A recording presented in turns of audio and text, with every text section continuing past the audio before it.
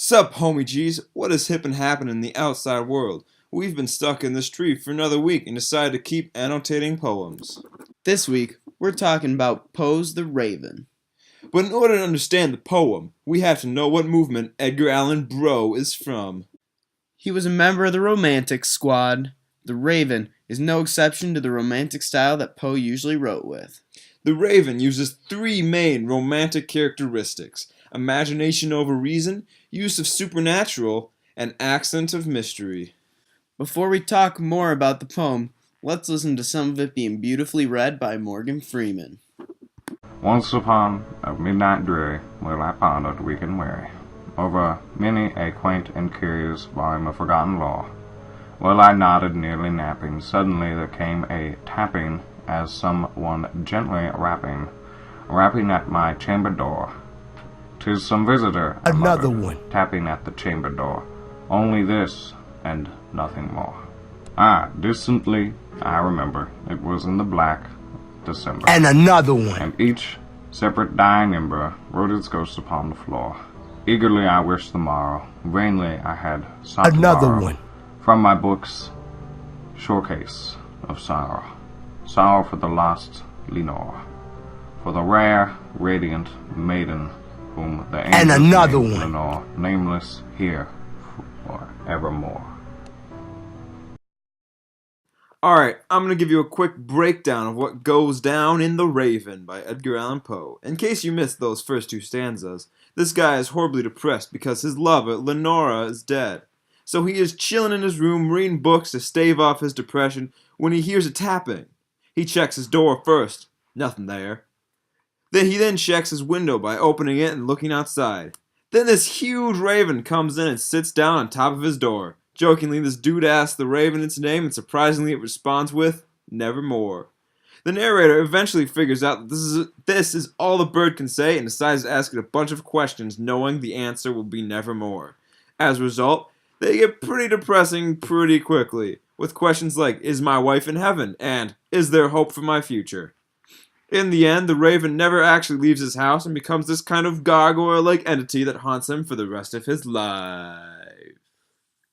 Unfortunately, that's all the time we have for that. Let's discuss. In these first two stanzas alone, we see a brilliant rhyming scheme and heavy use of imagery that gives the reader a sense of how dark and depressing the world is. The narrator also mentions that it's midnight and December. These are typically both considered ends. Perhaps he is referring to it being a New Year's Eve, or maybe it's just the end of his current way of life. As Harold Bloom, professor at Yale University, roughly says, because he uses big words and we know you wouldn't understand that, so we're paraphrasing. The third through sixth stanzas serve to show how isolated the speaker is. He has withdrawn himself from the community and trapped himself in a dark room where he experiences fantastic terrors. The speaker is so emotionally distressed that even things around the house are personified and given dreary qualities like his curtains and their sad, uncertain rustling. The speaker is quite terrified and repeats phrases to himself in a vain attempt to convince himself that there is nothing to be scared of. The speaker opens his chamber door onto darkness there and nothing more. The darkness and silence are intertwined. The speaker puts forth word to break that silence. "Lenore?" Oddly, his questioning tone echoes back to him as an exclamation. Poe uses auditory imagery relying on the echo and stillness of the hallway. This heightens the speaker's sense of sound and places an emphasis on the sound throughout the poem. This makes the original tapping noise grow louder. Alright, first six stanzas down. How many left? There are 18 total in the poem, so 12 left. Dang, we're gonna be here a while. Not unless we shift into maximum overdrive. What does that mean? Plagiarism. But we can't do that. Not unless we put quotations around it. Now we're talking. This'll legally keep us under our time limit. Let's be real, neither of us know what we're talking about.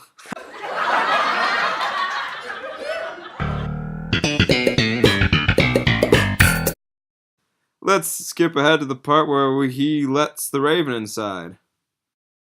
Randall Huff said, "Seeking some diversion, the speaker wheeled a cushioned seat before this grim, ungainly, ghastly, gaunt, ominous bird of yore, and, linking fancy onto fancy, engaged in trying to understand the meaning of its croaking. Another one. Although he assumed a relaxed silence, he could feel the fowl's fiery eyes burning into his bosom's core.